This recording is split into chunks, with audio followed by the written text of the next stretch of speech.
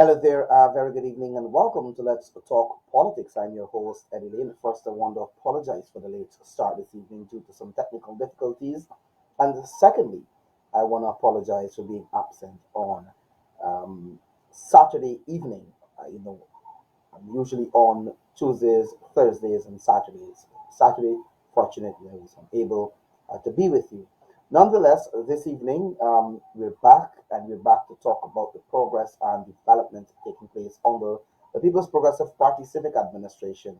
And of course, to use the opportunity, as we always do, to respond to the lies, misinformation, and debunk the fallacious claims that are coming from the opposition, a desperate bunch in the APNU AFC. This evening, I'm joined by the Honorable Oneidge Waldron, Minister of Tourism, Industry and Commerce, the Honorable Zulfikar Mustapha, the Minister of Agriculture. Minister Waldron, Mustapha, good evening and welcome to the program. Thank you, Thank Eddie, you. and Good I'm glad evening, to be on the Ellie. program too. Yes, it's a pleasure being here, and good evening to all of your viewers. I want to start first with the activities of last weekend.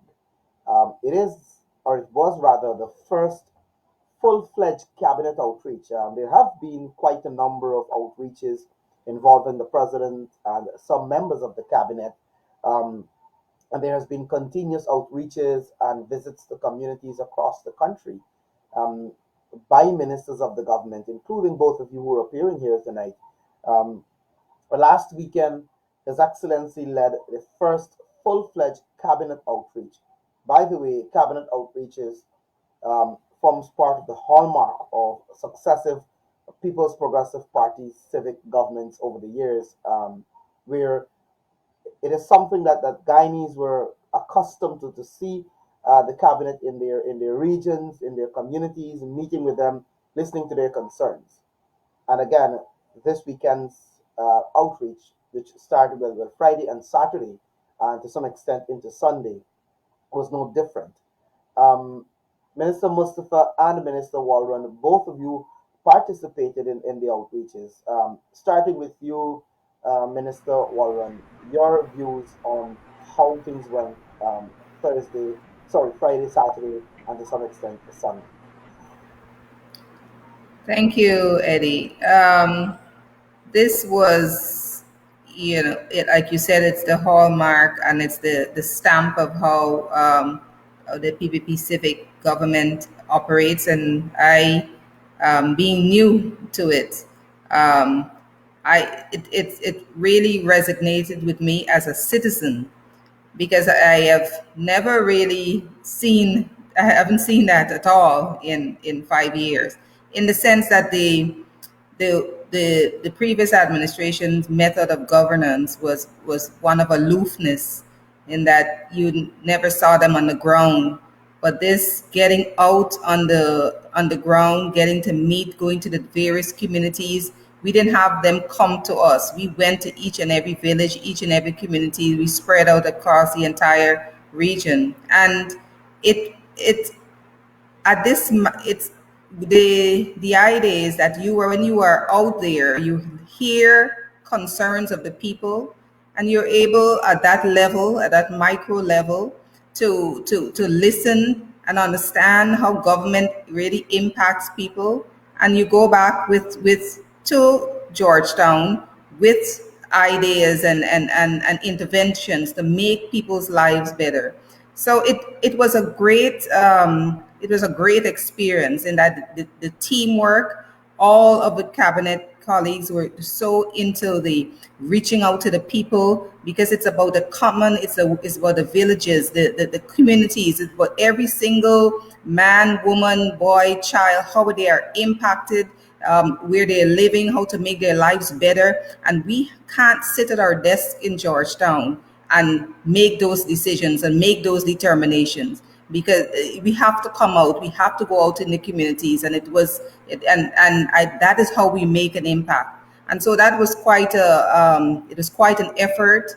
And we spread out the entire cabinet, and the team worked so well together. And I think the people of Region 2 really felt the touch of a government that really cares about them, that really cares about hearing them. No problem was too small for us to listen to. No problem was too small for us to try to solve. It was an awesome, amazing experience, and we had tremendous feedback from the people. Many people said that they have not seen in some villages, they have not seen a minister of the government in 5 years. During the previous administration, no one ever turned up. Never one ever bothered to come to find out how they were doing, what was going on. Like they didn't matter. And we want every single Guyanese to know that they matter to the government, they matter to us.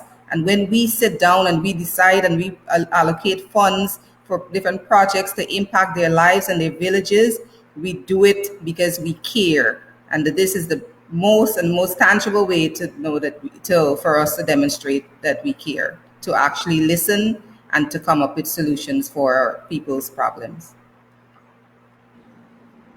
Uh, Thank you very much, Minister. I'm going to give Minister Mustafa a chance now to give his views before we get into maybe some of the specifics of what transpired over the 2 days. So, Minister, your overall views in terms.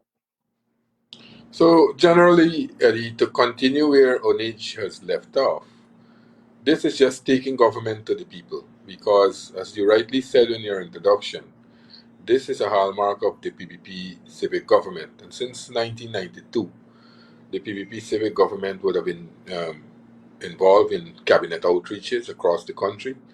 And every time there is a PPP civic government, people look forward for these engagement. As Oneidge rightly described it, it's more intimate, it's more close.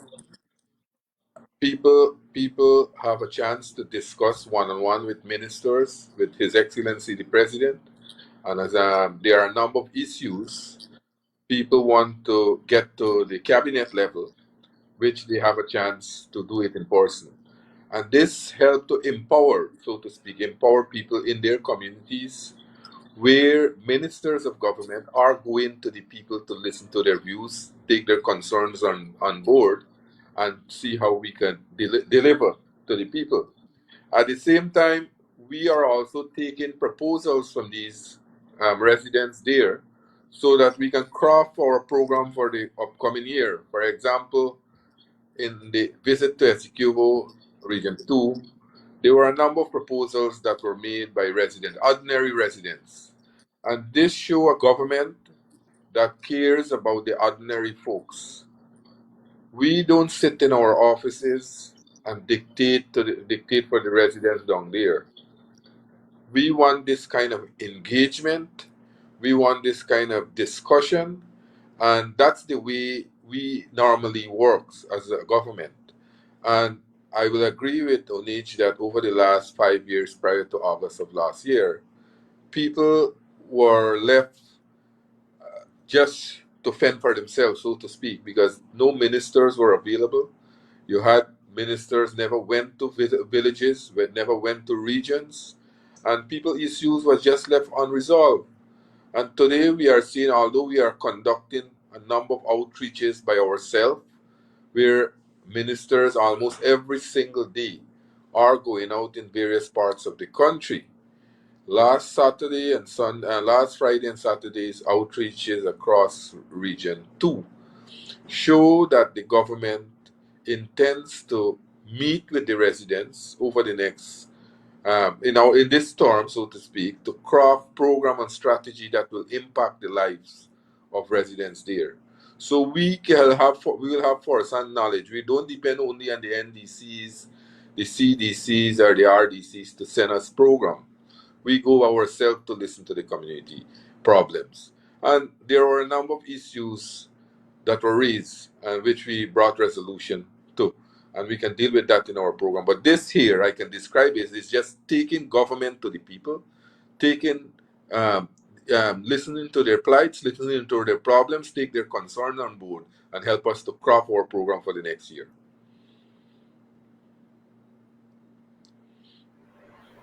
Thank you very much, Minister. And when we look at this outreach, there were quite a number of high points.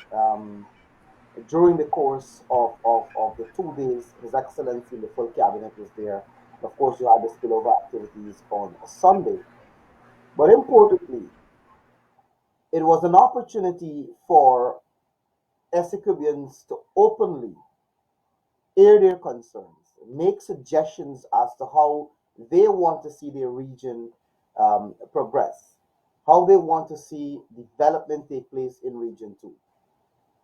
That by itself speaks to the whole issue of inclusiveness, because inclusive governance is not just about parliamentary political parties having going to the table and have discussions. But I think in this sense, inclusive governance and inclusivity extended to where the ordinary citizen, because this was an opportunity to engage with the average ordinary Guyanese citizen. It was not just about interest groups, but you had the ordinary Guyanese citizens engaging. Significantly, Minister Mustapha, you would have used the opportunity to roll out a part of the flood relief efforts that His Excellency would have announced recently, and you engage farmers in the Pomeroon area. We've had the president turning the sod for a $2 billion multi-specialty hospital in Region 2.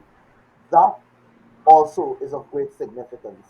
I'm going to have you again, Minister, to talk a little bit about the response you received in the Pomeroon, in particular, where that program was rolled out. And Minister Oneidge, you attended a couple of meetings at the community level, the kind of feedback that you received from the citizens or the residents of Region 2. So this, the first of all, in the Pomeroon, people were very surprised because when we had the flooding in the Pomeroon, and in Region 2, the Pomeroon was one of the most affected area in Region 2. And I have visited with His Excellency there when the flood was on. And when we went there, the commitment was made by the president that, look, after the flood water would have receded, we will look to see how we can help the farmers to get back to the land as quickly as possible. We will see what help the government will give to the people, but he made a commitment that the government will extend help to the people. And I think Saturday activities in the Pomeroon, where a number of ministers, including myself, Minister Joe Hamilton, Minister Rodriguez, and other ministers, visited all the villages in the Pomeroon, and we were able to roll out, as you rightly said, the flood relief grant. And farmers were and household person who own homestead, they were very elated. They thanked the president, they thanked the government, and they are saying this is the first time. This is the first time since this government for the last year got into office, this is the first time they received the flood grant immediately after they would have received two set of other cash grants, the COVID relief grant, and some of those, or most of the parents would have received the school cash grant also. But this show that when we make a commitment, we deliver on our promises. We deliver on the commitments that we have made, and we can go through when we go through all those promises that we have made in the manifesto over the last year.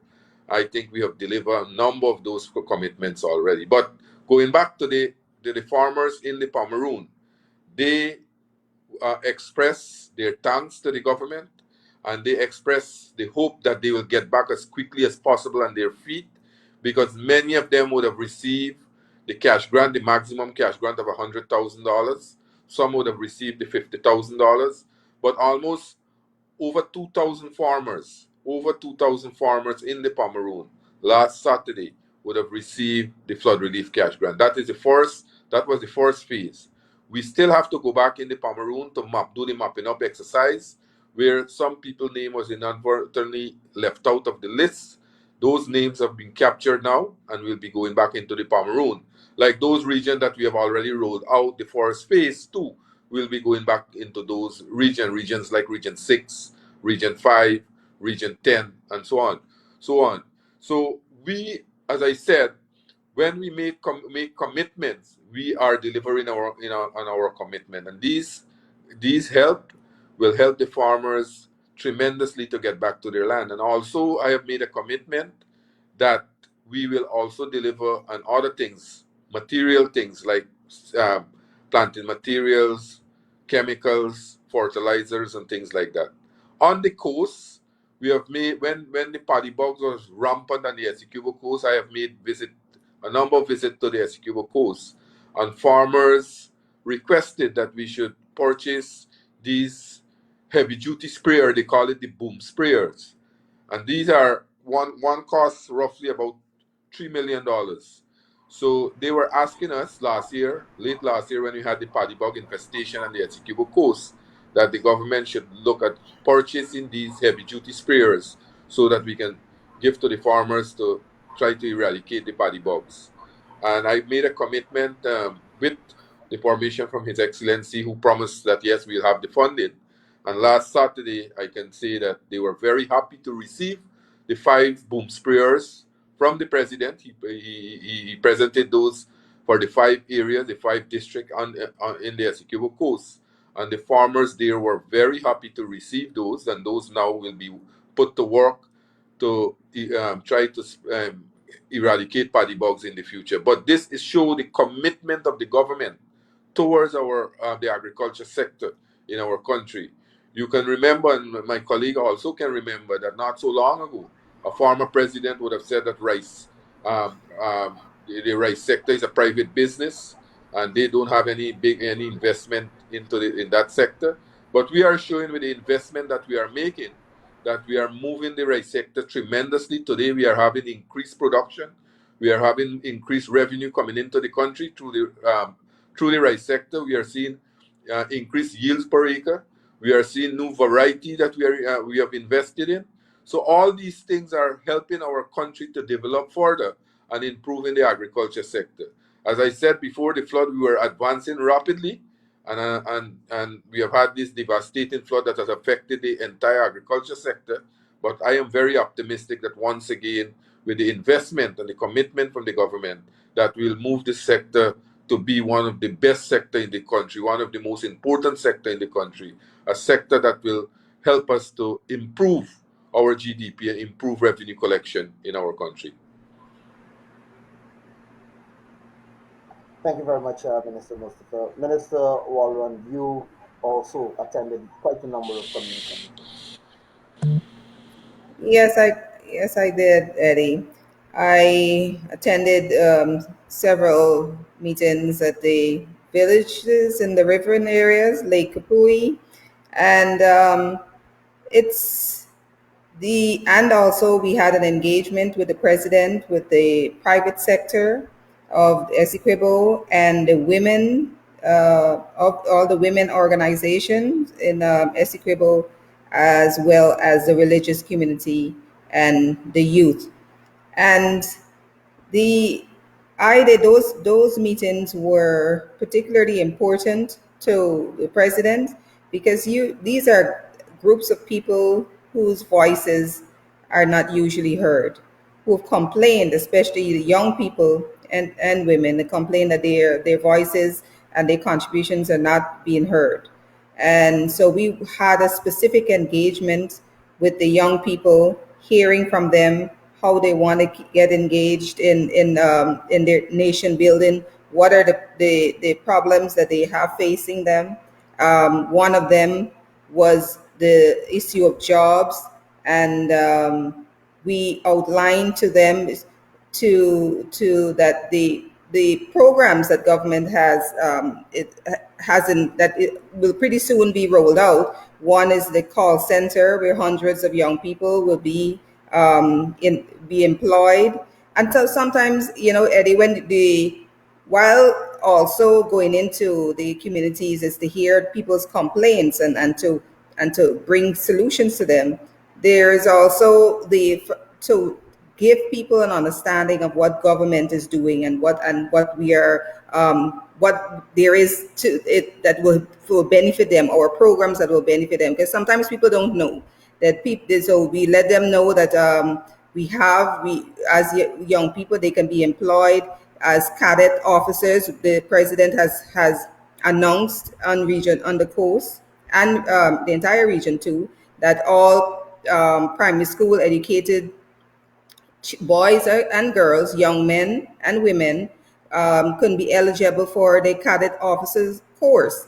And he has opened up this opportunity for young people who in Region 2 have been crying out that they haven't had jobs and opportunities to get employed, that they can join the cadet course. And as soon as you join the cadet course, it's over $90,000 as soon as you're employed. And then you are trained for 2 years, and you just need a primary school education to become a soldier. And he also outlined to the young people the opportunities for jobs in the call center, for opportunities as nurses, to be trained as nurses and teachers, and you remain in the region, because that was also an issue plaguing and concerning our young people, that they would have to move out of the region if they become teachers or healthcare providers. And the president announced that they will be trained, and that policy right away decision was made that they can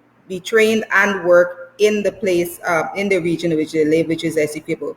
And that alone, Eddie, has brought tremendous relief to parents and to the people and the young people of Region 2. Region 2, and all of there were systemic concerns about the NIS and people accessing NIS, and as a result, the Minister of Finance has announced that he will visit Region 2 with a full outreach, a NIS outreach, to treat with all of the NIS issues.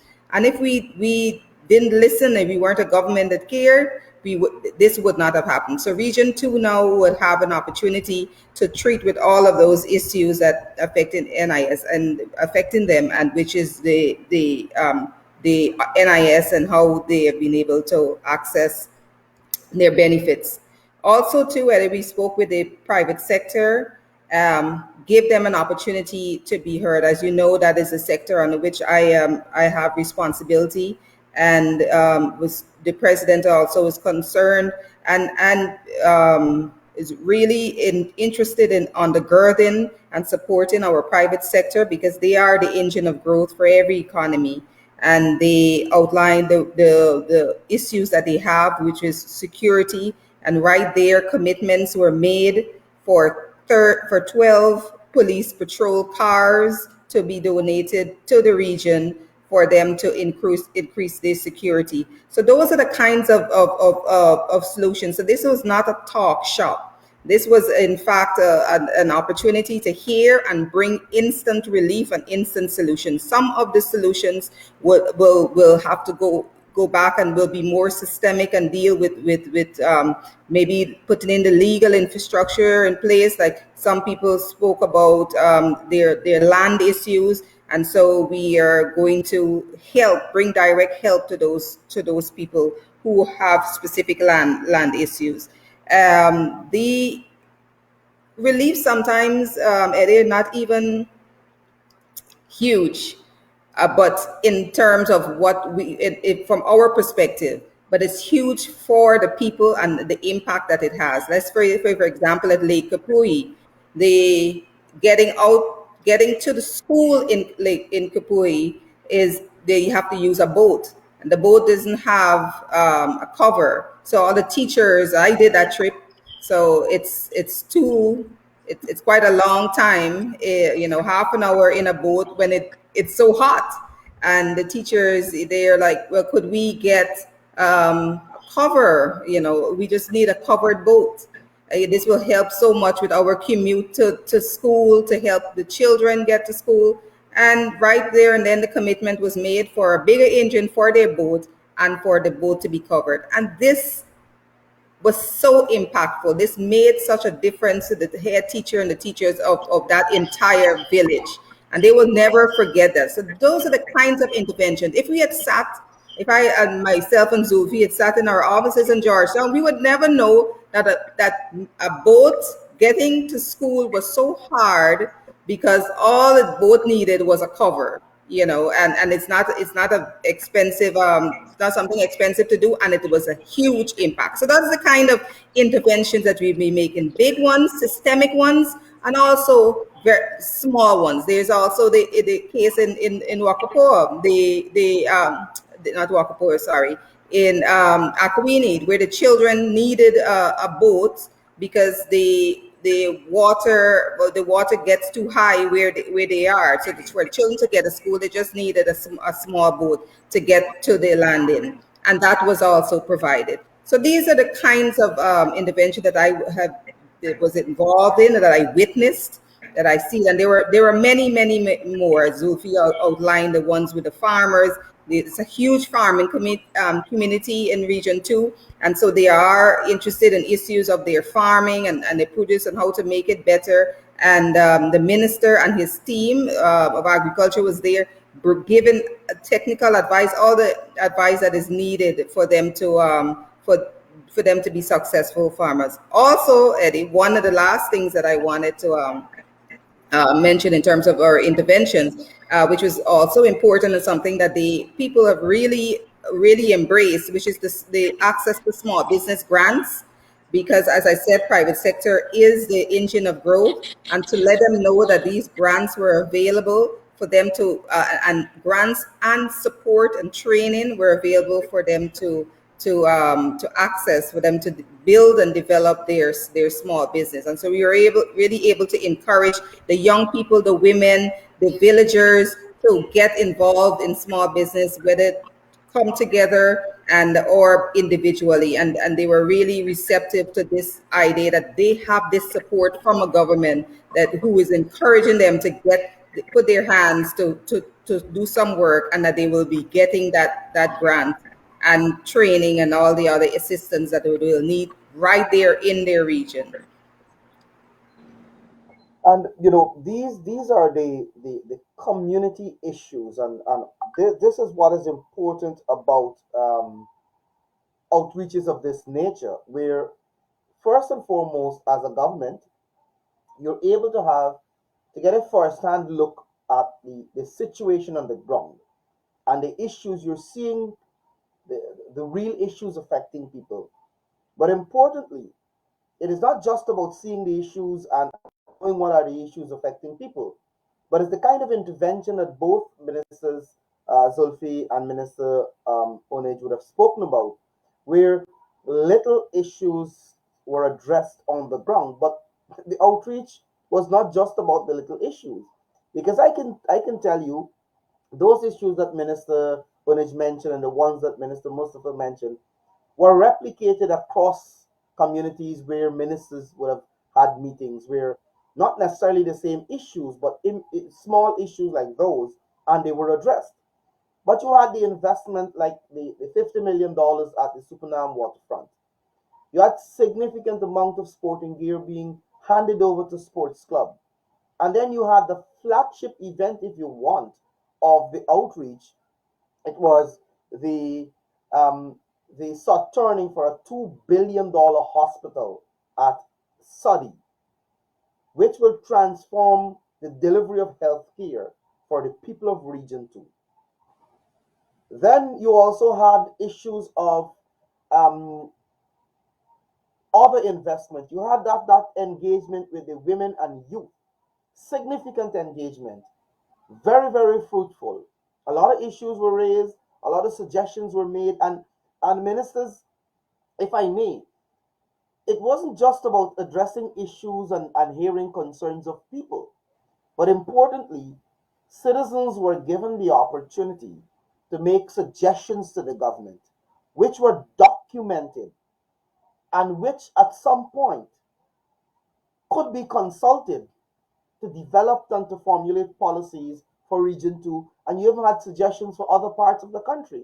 So I think all in all, the event was a very fruitful one, and I want to say, I know both of you will share the same sentiments, that this is just the beginning. It is just the start of a process of continuous consultation. Minister Mustafa. Yes, yes, Eddie, and just Oneidge would have mentioned a number of intervention, number of issues that were raised across the SEQ ones. And As you rightly said, hundreds of meetings were held, and those issues were of similar nature, and which His Excellency instructed that each and every issue that was raised, that cabinet members who have responsibilities for those sectors will be given a few days to ensure that those issues are resolved. We have to ensure that we make contact with the person or individual who would have raised those issues, and also inform them of the resolution. And also we'll have to update Office of the President, and they will also do their own intervention and communication. But as you rightly said, that there were a number of issues, a number of investment, a number of projects that were committed, especially the hospital. But also want to mention two very important projects. For example, the same Lake Kapoi that Oneidge went to. It's a small community, but this year we are investing $259 million there for the farmers in that community to build a brand new sluice so that they can have proper drainage and irrigation. In Andrews and Essequibo, we are doing a brand new pumping station close to $1 billion, $859 million we are investing. And those contracts have already been signed. I am making these points for the member of the public, for the viewers out there to know that as a government, we are investing across the country. Unlike before, when most of the investment were done over the last 5 years prior to August of last year, when the small amount of investment that were done around Jarshong, we are seeing that we are investing across the country. As I mentioned in the Essequibo Coast, we are investing in all the regions in our country.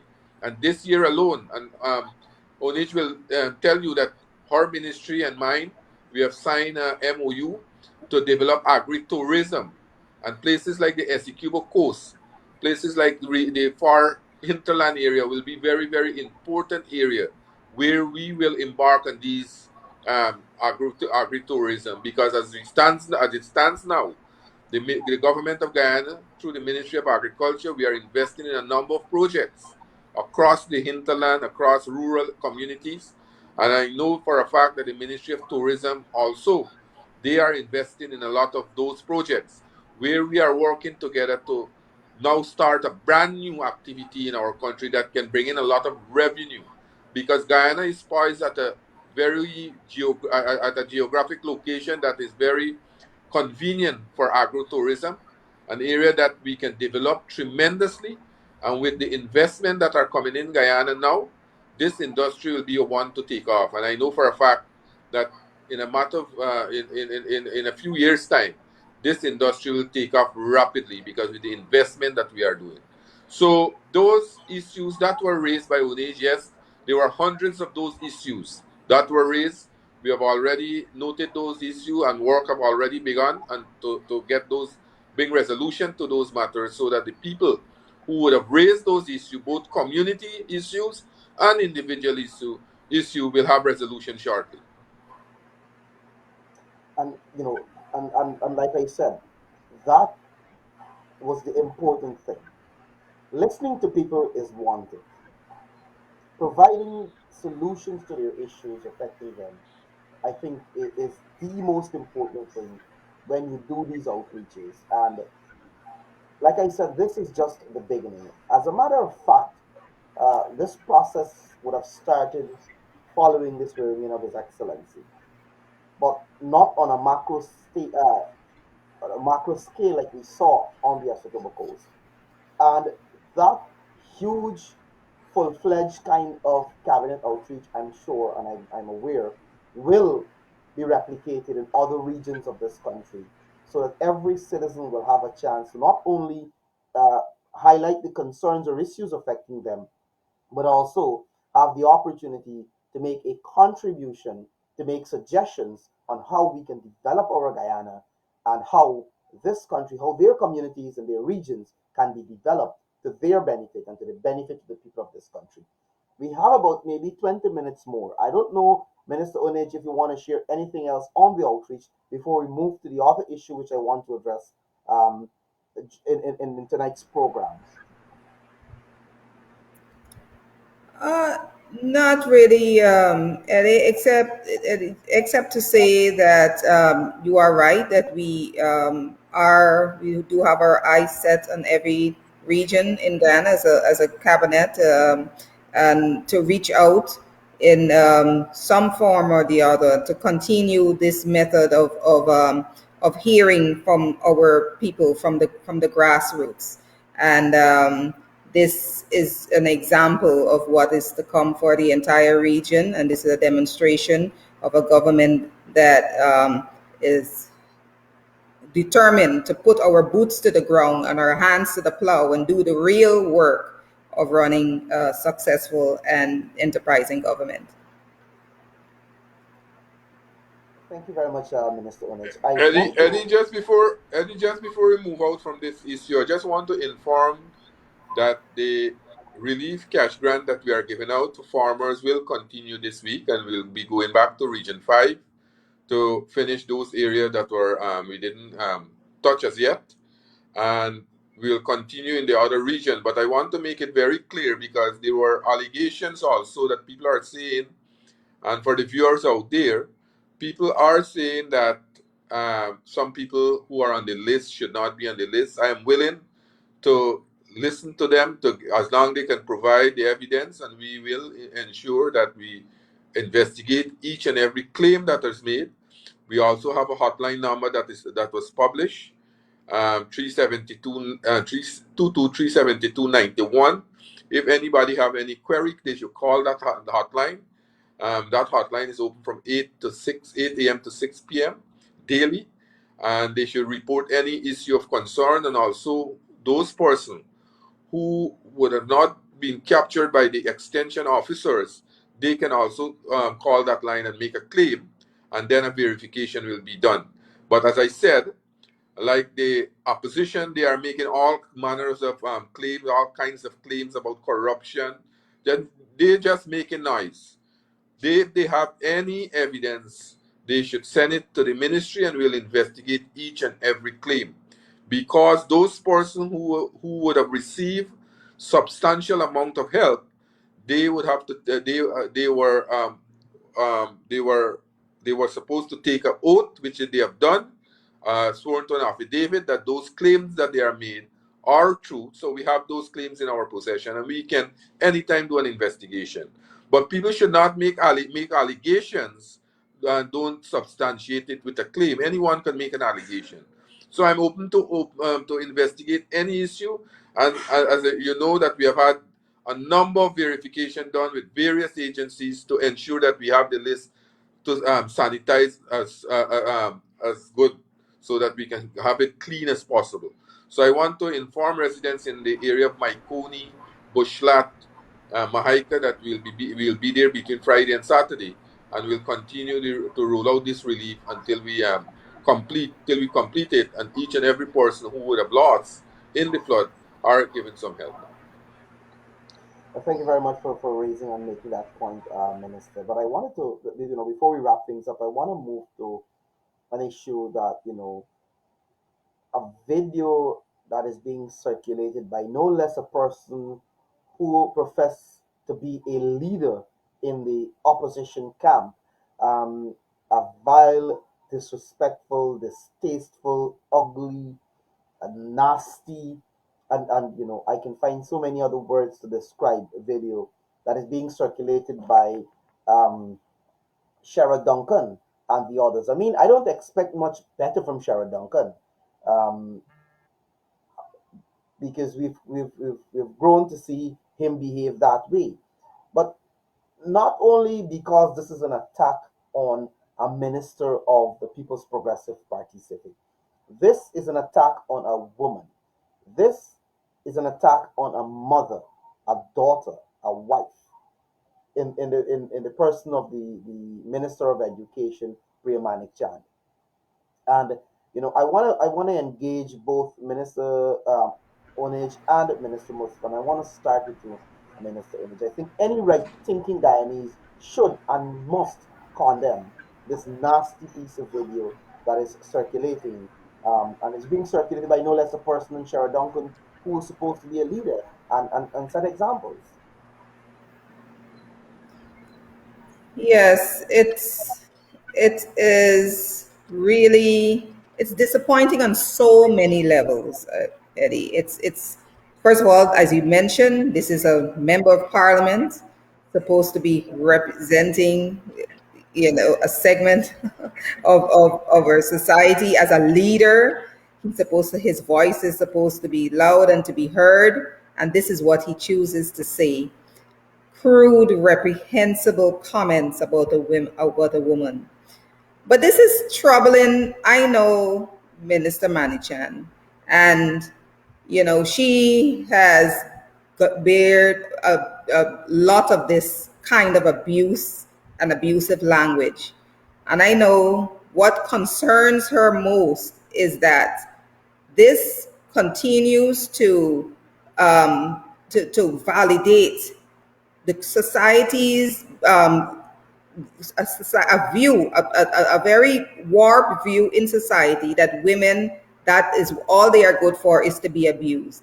And we are trying to deal with the scourge of domestic violence, where we see women every day in the papers, and those are the ones that are reported. They're either killed, shot, chopped up, and this is the underpinnings of that of this issue of this pandemic, this scourge that we have of domestic violence, that the disrespect of our women. And for a leader like Mr. Duncan, and like you said, Eddie, we really don't expect anything better of him right now, but it's still appalling because he has the coverage and he has the view, people are listening to him. For him to come out and to say that it's okay to abuse a woman, to issue abusive language, go so much as to come up with a song, and it is saying to all of these women, to the men out there, that it's okay to be abusive to our women folk, that it's okay to chop up a woman because our leaders are saying it. Instead of trying to solve and quell this issue of our women folk being abused, he decided that he's going to abuse Minister Manichan and all our women folk, because I am affronted as a woman, even though my name was not called. And all the women folk I know, right thinking women and men, are affronted by it, but for cheap political points.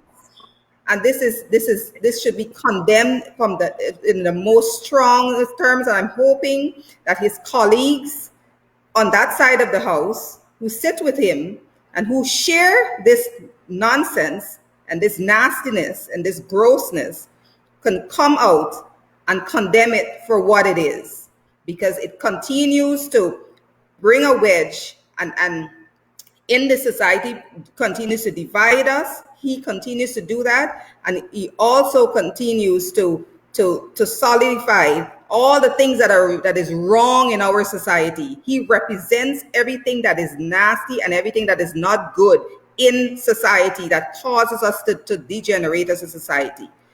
Violence, this nastiness, and nothing that he says builds up. And that is what we're looking to do. We're looking to build up each other, and this is not it. It should be condemned in the strongest terms. Minister Mustafa, I'll bring you in. Well, Eddie, as you rightly said, I don't expect better from a guy like Sherrod Duncan. And Oneidge would have said it. This guy is so disrespectful to the people of our country, especially our women folks. If you are an MP and you sat in Parliament, you will know the kind of behavior of this guy. He doesn't he doesn't show any respect for anyone, especially women.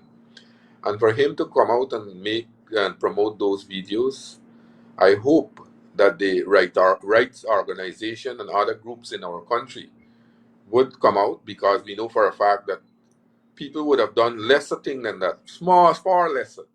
And we see all the groups who are aligned to the opposition came out minutes after those things were done and condemn it. I am still awaiting to see those condemnation coming out from those groups. As Oneidge would have said, that we are waiting also to see from his party, from the opposition leader, right on to all the women folks in his party to see what will be their um, response to this reprehensible action of Shara Duncan. I think for an MP to behave in that way, he should not be allowed to enter back those hollow halls in Parliament. He should be suspended or be expelled from Parliament because those action is unbecoming of a leader, far less a member of Parliament to go in there. As Oneidge rightly said, if he is allowed to go back in Parliament, he will only give other men the courage to do anything to women that they want to do, abuse women, do anything. As we are, and as a government, we are working assiduously to ensure that we um, stop the violence against women, and we try to promote the better behavior. And these guys are just, I can't, words are not there for him, but Sheriff Duncan, I don't think he should be allowed once again to go back in Parliament. And every right thinking guy must condemn that act. And I have seen a number of prominent individuals have already came out with condemnation. I am now awaiting those organizations affiliated and those person who have the virtues before comes out now and talk about it and condemn him. And interestingly, as both of you are speaking, I have been going through, um, these pages to see exactly what is the position of of those who support him. The AFC has said nothing. His party, the party he is part of. Are we to believe that this is a position of the AFC to abuse women that way, of Ramjatan and Nagamutu and all the others? The leader of the opposition, who is the head of the opposition side of the house, has said nothing. Are we to accept that this is a position, this is endorsed, whatever Sherrod Duncan did, this vile, this tasteful, disrespectful song that he is promoting? Are we to accept then that this is a position of Harmon and the APNU AFC? Are we to accept this is a position of the PNC? Because they have said nothing. The women on the opposition side of the house, none of them said anything. Are we to now accept that this is a position that they're endorsing? Absolutely nothing. What is worst is that Sherrod Duncan, I think, is on air or was on air not too long ago, promoting the same song and the same sentiments. And the video, the live video, is carried on Harmon's page. It is carried on the APNU AFC page. It is carried on the Alliance for Change page. And it is carried by Sherrod Duncan himself. And I think it's, and then I think I checked and I saw it's carried by the PNC page. So this clearly is a position taken by Harmon, the PNC, Granger, and all the women in the PNC, the AFC, and the APNU AFC, including those in Parliament, that they are practically endorsing and promoting the attack, the disrespect, and the distasteful comments and the promotion of that song that Shara Duncan is piloting against the Minister of Education. And forget her title. Let us deal with it as a woman, as a Guyanese woman, someone's mother, someone's daughter, someone's wife, someone's sister. It is, as much as we don't expect better shit from Shara Duncan, we expect the people around him, including the women, to take a stance against him for what he has done. I'm going to give both of you an opportunity, your closing comments in this, starting with you, Minister Waldron. Yes, absolutely agree with you. I hope that this moment of silence is a time for reflection for all the women on the other side and men, right, thinking men on the other side, about what this means. Just outside of the protesters were the last few days protesting outside of the Ministry of Education because of the fact that Priya Manichan, the minister, had chosen to implement government's policy, and she's spearheading the reopening of schools. And They're trying to disrupt even that, and they were shouting um, the chants I shall not repeat, but spoke to sexual violence against the minister, against the women. So this is not an isolated incident, and I just want to underscore that this this permission that Sherrod Duncan seems to give himself and his supporters, taking that permission on themselves to issue abusive language, sexual and otherwise, towards women. It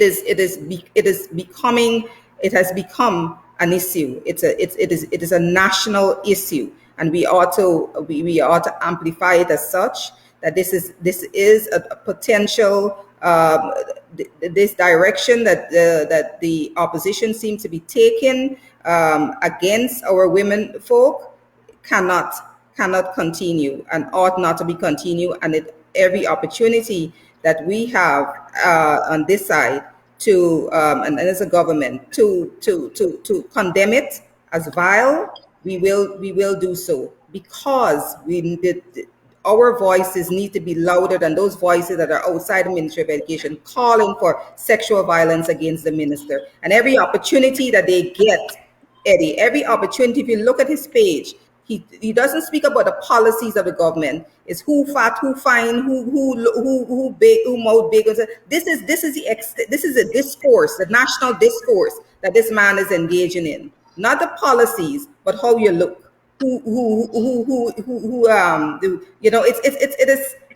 It's disgusting. It needs to be called out for what it is. And his colleagues and the ones who support him, who ought to know better, we are also calling out on you. And I know that people are looking on, and people will not be fooled. There is no woman, even on his side, that is going to go and vote for that kind of nonsense. Because when you say to a Priya Manichan, those bad words, and that you look like this, every woman internalizes and say, well, he must be thinking that about me. And so this doesn't go take it doesn't build any kind of following, if that he thinks so. There'll be a few people might think that it's funny, but it's not. And we condemn it as vile, reprehensible, crass, and all the things that represent Sherrod Duncan. This is what this is. Minister Mustapha, your closing Yeah, comments. Eddie, in my closing comments, I want to agree with my colleague here that this guy is only dealing with personality issues. And as I said, that right now the APNU, AFC, they doesn't have a vision. And all those progress that we have been making as a government, we are, as more progress that we are making them irrelevant. So they don't have issues to deal with. Rather, they deal with personality. And Oneidge rightly said just now, whenever he is on the social media, he call out people names. Even he went so far to call the CARICOM heads of government hypocrite. You remember that story. And this guy doesn't have any respect and regards for anyone. And I think it's high time now that the country, people, right thinking Guyanese, should come out in full support of women, of the issues that we are dealing with, and we should condemn collectively this guy. And as I said, that Guyanese should also come out and call on the Speaker of the National Assembly and call on the National Assembly to expel this guy out of that hollow halls, so that we can have people with proper morals in the National Assembly, people with upright behavior, and who are interested in moving our country forward. In the other issues that we have done over the last year, I think that today Guyanese, when they look back over the last 13 months, I think we have came a long way. Many of the promises that we have made have already been fulfilled, and we are working aggressively and assiduously every single day to continue the development of our country. And I think the future of Guyana look bright. I think Guyana is on the right track. Guyana today is the hotspot in this hemisphere, where we are the envy in the Caribbean and Latin America, where interest groups from North America, Asia, the Middle East are coming in drove to invest in this country. And I want to say, as Minister of Agriculture, as Guyana is an emerging oil and gas producer, we are not seeing investor coming to invest only in the oil and gas sector, but we are seeing investor coming to invest in all the sectors. Oneidge will tell you in her sector, in the tourism sector, we have a number of investors investing in a number of hotels.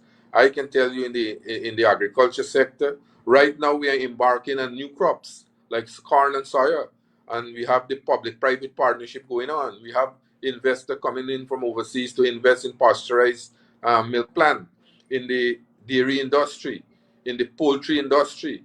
So in another few years, Guyana sectors, the various sectors will be developed so much so that our economy will not depend on one sector, but will be a resilient economy, will be an economy that is built on various sectors, the agriculture sector, the tourism sector, the construction and building sector, the oil and gas sector. And I think that this here augurs well for us. And in the next 4 years, I think Guyana will take its rightful place once again in the Caribbean and Latin America, and the standard of living of our people will become higher and higher. And I think that there is a great future in store under the PPP civic government for Guyanese and Guyana. Yeah. And I just want to add quickly before we wrap up, Minister, that you mentioned some of the sectors there, but another big sector that is growing quite quickly is that of the ICT sector, and a number of plans are in place to bolster that sector, to expand that sector. We're seeing significant interest in the manufacturing sector. We saw investors coming in who want to put down cement plant here. We have seen a significant interest in the BPO sector in terms of call centers and so forth. So you're right. Uh, it is growing. It is growing. Fortunately, you have the right people at the wheels. That is what is important. That you have a government with vision, a government with energy, a government with foresight, and a government that is most importantly committed to ensuring that Guyana grows and that every citizen of Guyana grow along with the country. Tomorrow, by the way, I should slip this in quickly. We are observing International Day of Democracy, and thank God on August 2nd, 2020, democracy prevailed in Guyana. And today, we have a country where the democratic norms, the democratic principles were maintained and upheld, and that we have a country where Guyanese can proudly say they're living in a democracy. Had it gone the other way, clearly, because we were already slipping into dictatorship under the AP and UAFC, even after they lost the elections, they were attempting to create a dictatorship in Guyana. So I think Guyanese should be proud tomorrow as we observe International Day of Democracy. And I don't know if there's any closing comment, Minister Oneidge, before we go, but and this is where we wrap.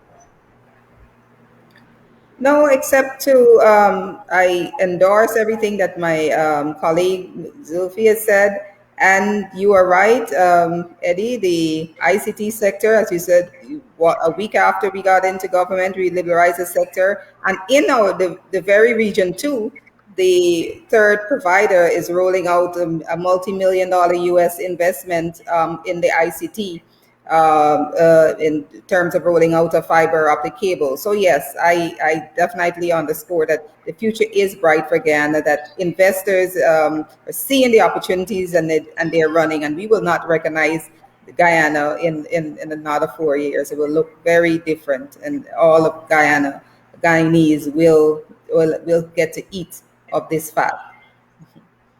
So thank you very much for having me, Eddie. Thank you very much, Minister Zulfikar Mustapha and Minister Oneidge Waldron. Minister, you were about to say something? No, I was There was just a saying closing that comment.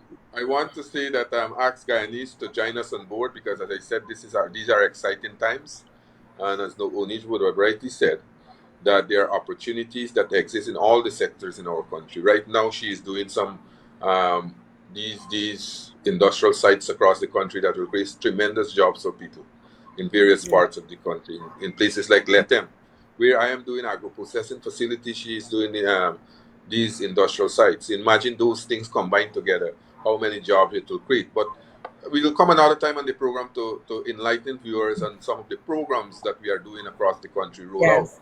Besides that, Certainly, what we are certainly. doing now and those long-term initiatives that will help tremendously in those areas to develop those communities. Yes, we all need a whole new program for that, Eddie. And more than an hour. Yes. So, Minister Oneidge Waldron, Minister of Tourism, Industry and Commerce, and Minister Mustafa, Zulfikar Mustapha, the Minister of Agriculture, I want to thank you very much for being part of the next program. And to our viewers and listeners, we want to say thanks as well for being part of this program. Until next time, we say thanks for watching and have a good rest of the evening. Remember, those of you who are not yet vaccinated, to take your vaccines and to practice ensure that you sanitize, you wear a mask, and you social distance. Protect yourself, protect your family. Until next time, stay safe. Bye for now.